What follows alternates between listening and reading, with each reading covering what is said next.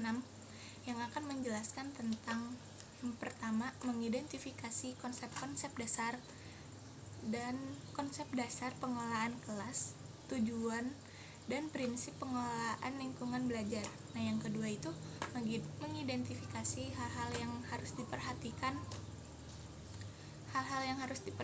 dalam pengelolaan lingkungan belajar. Nah, saya sendiri Nur Rahmadianti, NPM dari 411821091818167 akan menjelaskan tentang konsep dasar pengelolaan kelas. Nah, pengelolaan kelas itu berasal dari kata pengelolaan dan kelas. Nah, pengelolaan itu berasal dari kata bahasa Inggris yang manajemen, yang dapat diartikan menjadi manajemen.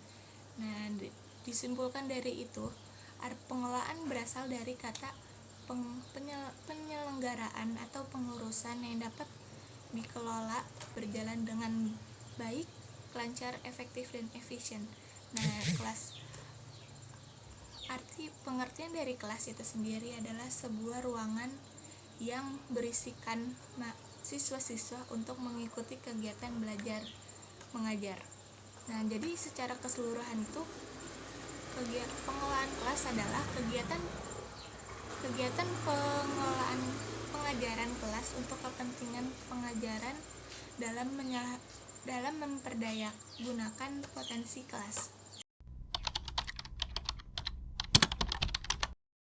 Assalamualaikum warahmatullahi wabarakatuh. Saya Kamelia Dwinata, NPM 4182109180 Tujuan dari lingkungan belajar siswa yang efektif mempunyai dua tujuan utama, yaitu pertama, membantu siswa untuk lebih banyak menghabiskan waktu untuk belajar daripada menghabiskan waktu untuk aktivitas yang tidak mengarah pada tujuan.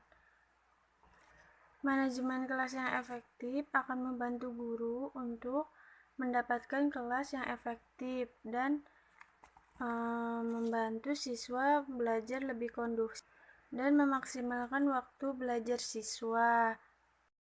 Kedua, mencegah siswa mengembangkan masalah akademis maupun emosionalnya. Sebuah kelas yang dikelola dengan baik tidak hanya membantu perkembangan pembelajaran siswa, tetapi juga membantu mencegah siswa untuk menimbulkan masalah akademis maupun emosionalnya. Kelas yang dikelola dengan baik membantu siswa tetap sibuk dalam mengerjakan tugasnya yang aktif dan menantang, melakukan aktivitas yang membuat siswa tersebut terpikat atau termotivasi belajar, serta menetapkan peraturan yang jelas yang diikuti oleh siswa dan harus diterima oleh siswanya itu sendiri. Assalamualaikum warahmatullahi wabarakatuh. Nama saya Faiz Samsul Bahri. Saya dari jurusan Pendidikan Guru Sekolah Dasar NPM 411821091801139. Di sini saya ingin membawakan materi tentang prinsip-prinsip pengelolaan kelas. Kerumitan dalam pengelolaan kelas secara umum, faktor yang mempengaruhinya itu ada dua. Yang pertama, faktor intern siswa, dan yang kedua faktor ekstern siswa. Dan yang pertama, faktor intern siswa biasanya berhubungan dengan masalah emosi, pikiran, perilaku kepribadian siswa dengan ciri-ciri masing-masing menyebabkan siswa dari siswa lainnya secara individual. Perbedaan secara individual ini dilihat dari segi aspek, segi perbedaan, dan segi biologis, intelektual, dan pemikiran.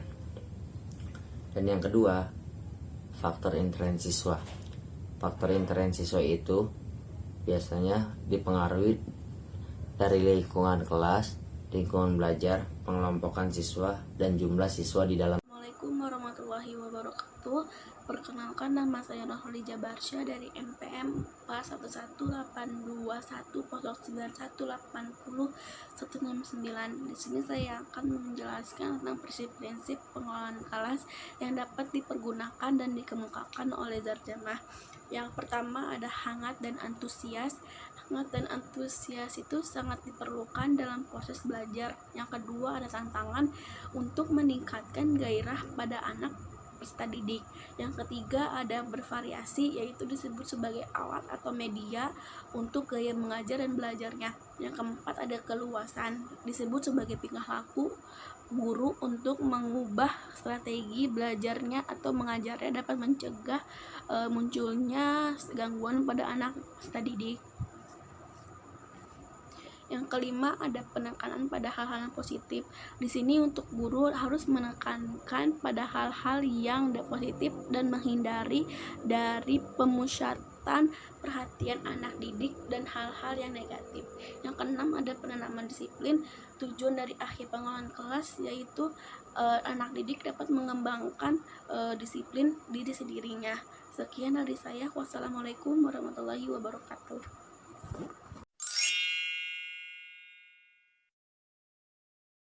Assalamualaikum warahmatullahi wabarakatuh. Nama saya Aulia Rahmawati, NPM 41821091801080. Di sini saya akan menjelaskan tentang mengidentifikasi hal-hal yang perlu diperhatikan dalam pengelolaan lingkungan belajar. Agar mampu mengelola kelas secara efektif, maka guru harus memperhatikan hal-hal sebagai berikut. Yang pertama, kehangatan dan keantusiasian guru sangat berperan dalam menciptakan iklim kelas yang menyenangkan. Yang kedua, kata-kata dan tindakan guru yang dapat mengunggah siswa untuk belajar dan berperilaku baik akan mengurangi kemungkinan perilaku yang menyimpang. Yang ketiga, penggunaan variasi dalam mengajar dapat mengurangi terjadinya gangguan. Yang keempat, keluasan guru dalam kegiatan pembelajaran dapat mencegah munculnya gangguan. Yang kelima, guru harus selalu menekankan hal-hal yang positif dan menghindari pemindahan perhatian pada hal-hal yang negatif. Assalamualaikum warahmatullahi wabarakatuh. Nama saya Nirama Putri, NPM 411821091801016. Di sini saya akan melanjutkan menjelaskan hal-hal yang perlu diperhatikan dalam pengelolaan lingkungan belajar.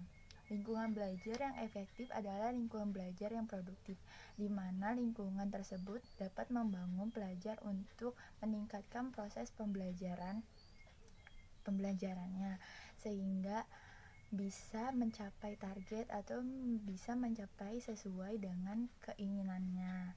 Hal yang perlu dapat memperhatikan proses belajar itu adalah lingkungan yang bersih dan lingkungan yang kotor. Jika lingkungan itu bersih, maka akan sangat mempengaruhi si pelajar untuk berpikir, berkreatif, aktif dalam pembelajaran, dan juga bisa mendukung timbulnya ketertiban dan nyaman dalam dirinya. Sedangkan kalau misalnya lingkungan itu kotor, itu amat berbeda dengan lingkungan yang bersih. Lingkungan yang kotor itu mendapatkan yang negatif.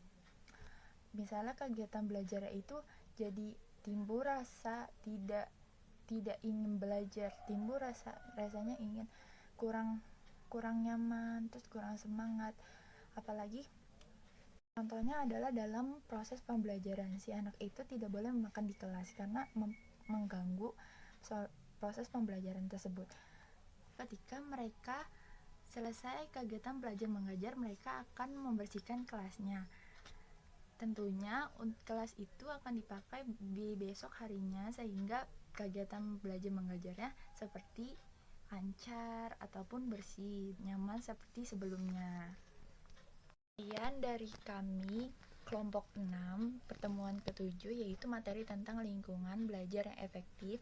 Bila ada kesalahan mohon dimaafkan. Wali taufik walhidayah. Wassalamualaikum warahmatullahi wabarakatuh.